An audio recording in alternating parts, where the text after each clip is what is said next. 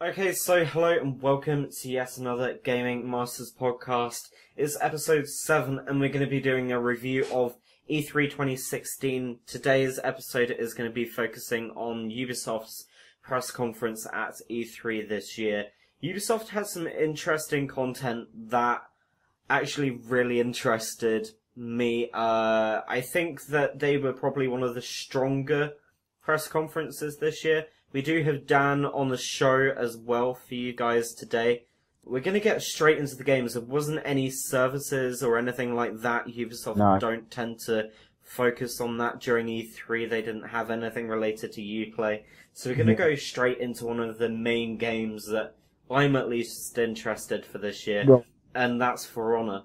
Oh, yes. For Honor is a very rare title for me that I'm actually interested in. I don't particularly like medieval combat. I don't like swords. I don't like that kind of game. However, I don't know what it is, but For Honor has really grabbed my attention.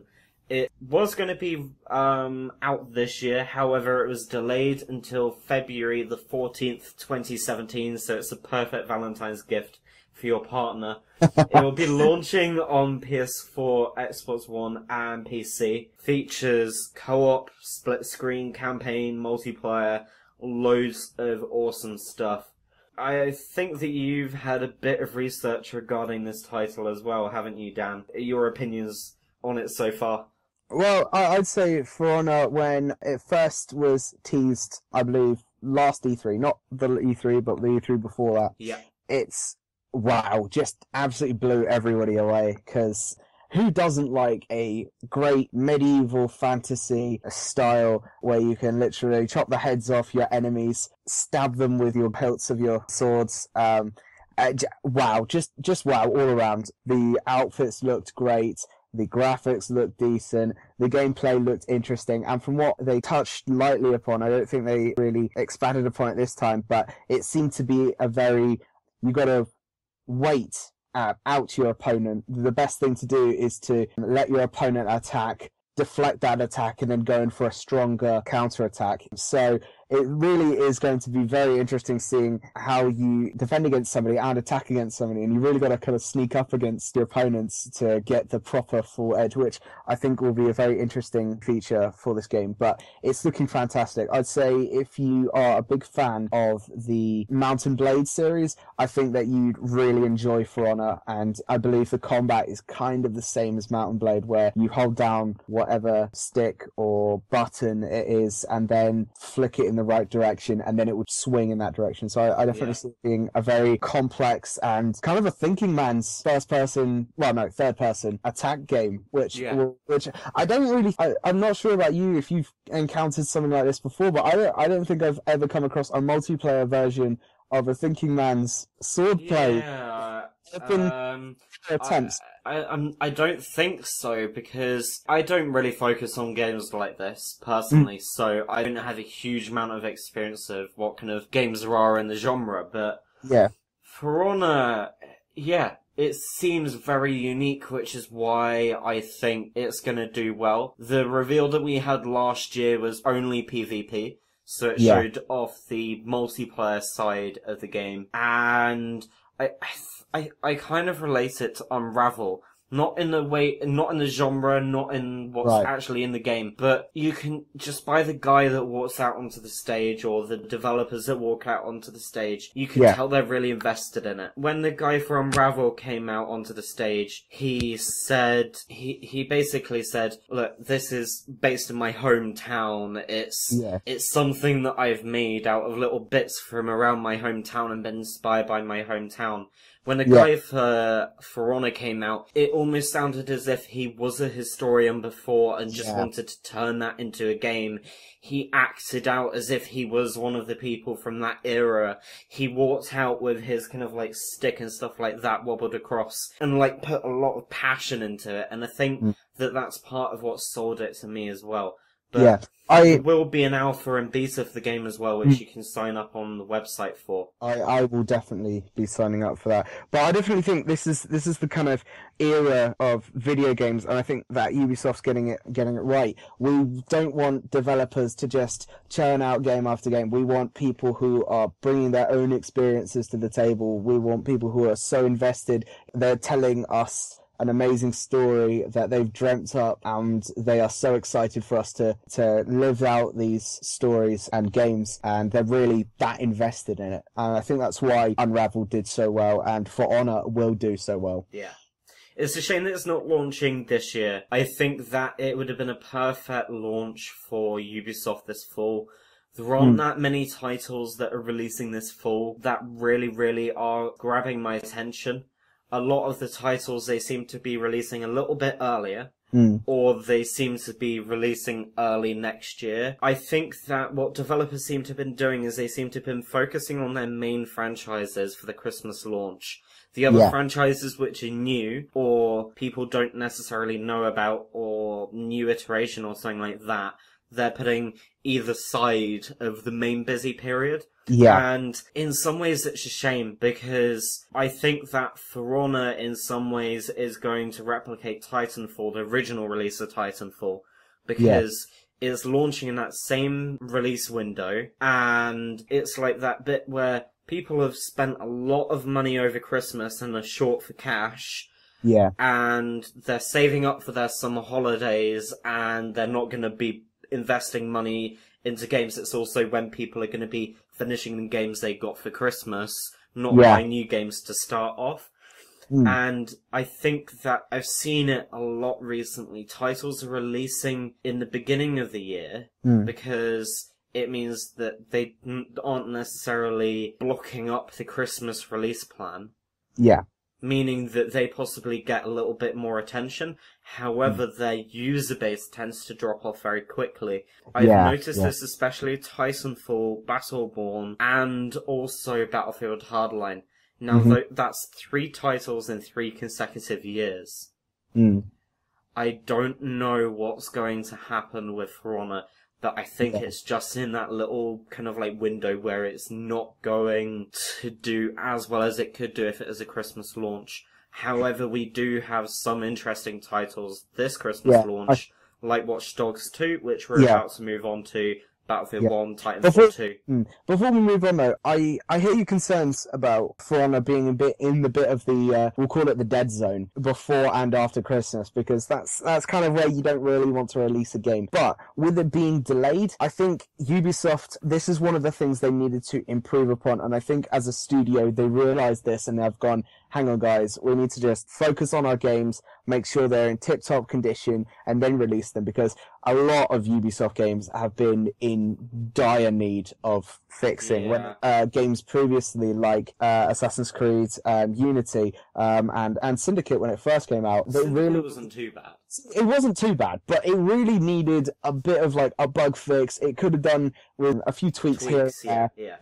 But that's the problem that a lot of video game companies have been getting caught up in. They've been caught up in the let's spam out as much awesome content as possible, so we get all the reviews. All the pre-order copies. Then we make back our money, and then we release it, and then we don't have to worry too much about it. But it's really bit all of the companies in the butt, and I think Ubisoft have got bit the hardest.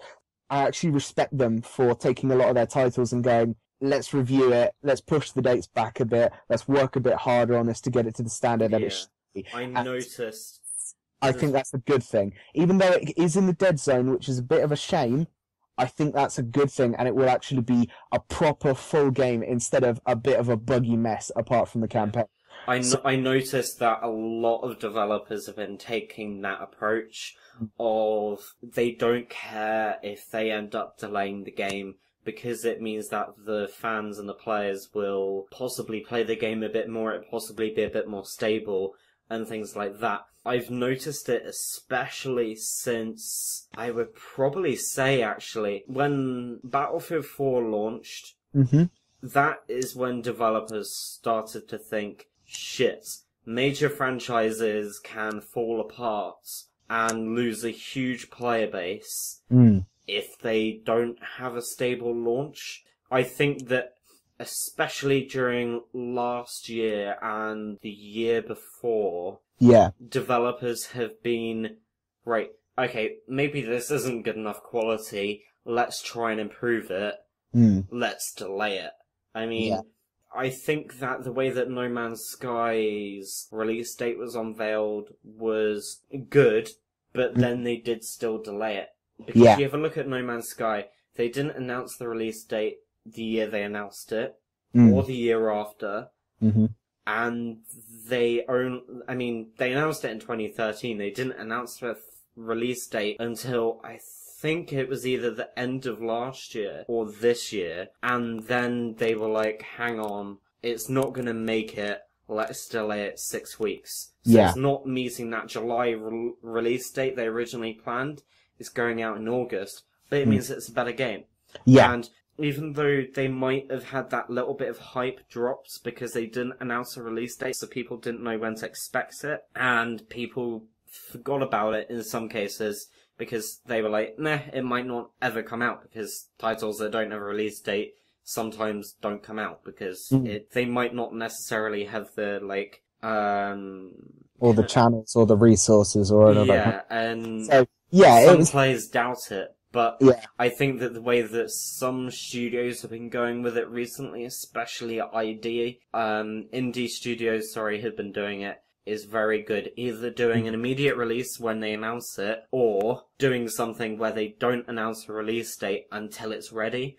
Yeah. You have a look at some titles like Art Survival Evolved. I can't even remember if they announced it before it was released on Early Access. Or if it was very close to that period. And it just went, here's our new IP idea, it's launching on X date, which was like a week or two's time. Go and buy it now as such. And that works. Right. So, what was the next one on the Ubisoft list? The next one on the Ubisoft list. Oh, I'm missing it. I'm not finding it on my list right now, but I wanted to talk about Watch Dogs 2. Right. I've got that up on my list. I was thinking that might be the next one. Watch Dogs 2. The original Watch Dogs was one of those Ubisoft titles that didn't have a particularly good launch originally. In all honesty, I really enjoy the content in it. The thing that ruined the original game was the PC community didn't like the way that it was downgraded, as they call it. Because they compared it between max settings at full launch and the trailer at E3.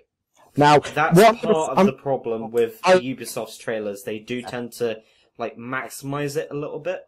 Yeah, I think that I just want to address this kind of little issue and then let's move on to the actual game. But very quickly, you can't really take a trailer at something like E3 where it's a cinematic trailer and then say, oh, well, the gameplay looks completely different to this cinematic trailer. So that must mean a downgrade. That's completely wrong. It's like saying, me playing a video game of Finding Nemo back in 2005 and comparing it to the movie. The movie took hundreds of man-hours to render 5 minutes, and it's rendering at about 30 frames per second, and it doesn't look that good with 2005 graphics. So you can't really compare the two, and I think the PC community were just bitching because they wanted something that looked cinematic/movie quality. That is not going to happen for the next at least 5 years until we get something that decent.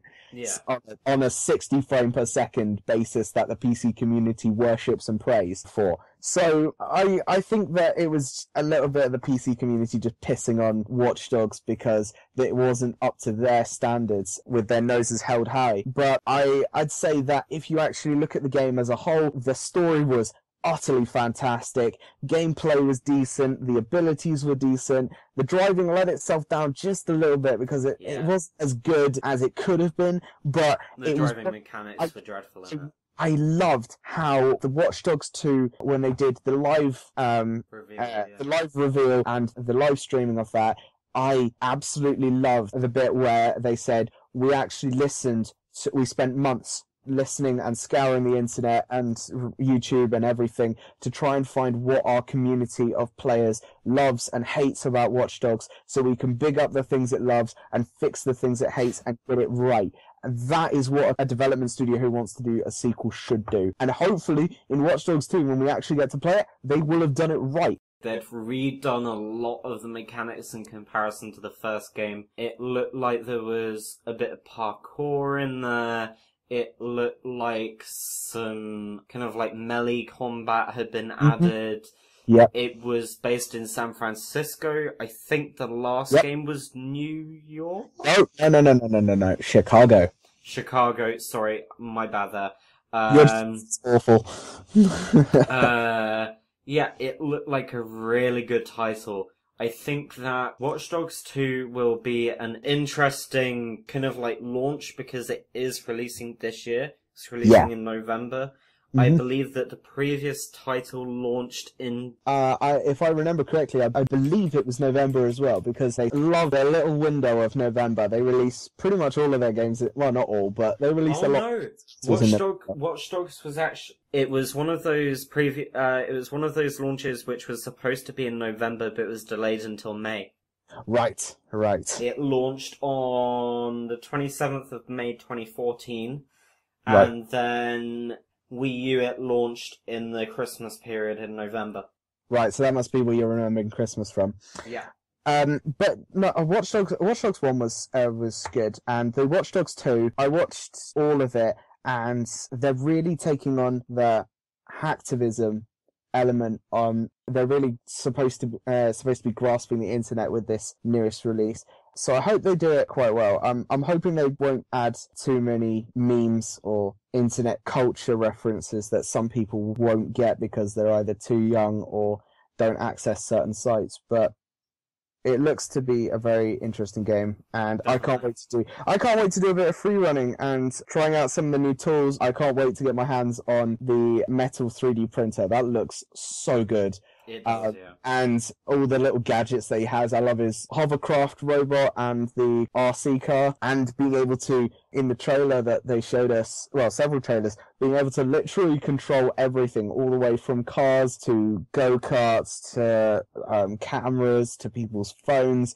It's just amazing, and I believe that is the way technology is going. So the way that the Ubisoft team doing Watch Dogs 2 going forward with it is the right direction, and it's very modern, very modernized, and it's actually very scary if you really look at it, how connected we all are and how connected we will be in the future and how easy it will be to break that. Hopefully not, but it's giving us a little bit of a warning, and I think that's really an interesting game concept. So yeah, what's the next title? What's the next one? This isn't really a new title because it's already been released. We're going to be talking about The Division. Now, The Division had a very brief mention in the press conference.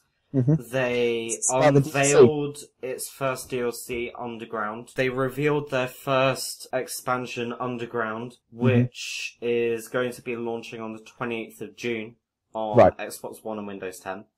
And, well, Windows PC, sorry, and then it will be launching on the 2nd of August for PS4, because of the exclusivity deal Microsoft have. It looks really interesting. There's a new incursion called Dragon's Nest, and there's also what seems to be something similar to the Dark Zone, in the aspect of you have your own separate rank, an own separate area that you can enter and exit with its own merchants and stuff like that, called Underground Mode. Where you explore randomly generated dungeons compromised of subways, tunnels, sewers to fight deadly enemies. Players will tackle extreme threats and environmental hazards and dive into new challenges and receive new rewards and receive powerful loot. You also have a few new outfits to celebrate the 30th anniversary. So that includes Ghost Recon Wildland character outfits, Rainbow Six Siege, and Splinter Cell, and that's free for all players as of the 28th of June, if you redeem it through your Ubisoft account. There's also a brief teaser for Survival, which is another DLC, but no other information regarding that has been provided, apart from survive as long as possible in a hostile environment and brutal weather conditions that will challenge even the most talented of players. I think it's something to do with the Dark Zone as well, according to some of the previous information we've been given, but I'm not 100% sure on that. Right. So, what are you looking forward to in the DLC? Well, I'm definitely looking forward to these random generated dungeons.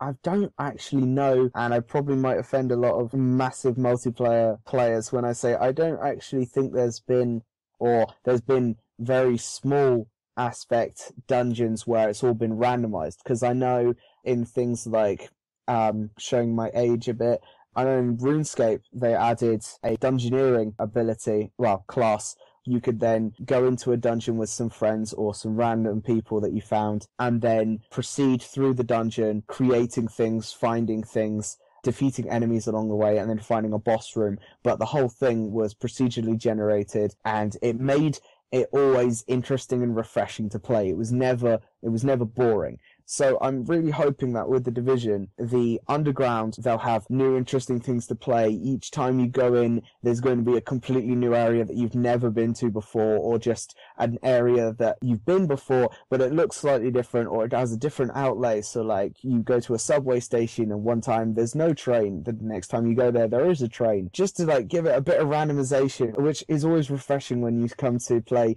a multiplayer game and you have to power through and grind and grind and grind. It's always nice to have a different place to grind each time. So these procedural generated dungeons will be very interesting to play through, and hopefully they'll be fun and refreshing to do each time. They won't be boring. Yeah, it definitely seems to be interesting. I'm looking forward to it because it's unique, and not many other games have, like, in some ways, I suppose it's... Yeah, kind of, yeah. It's definitely going to be interesting, and we'll definitely cover it on the channel. Yeah. Another thing Ubisoft announced was Just Dance 2017. That's going to be launching this year. That's definitely going to be an interesting launch. They seem to have annualized that franchise. I think it's coming to...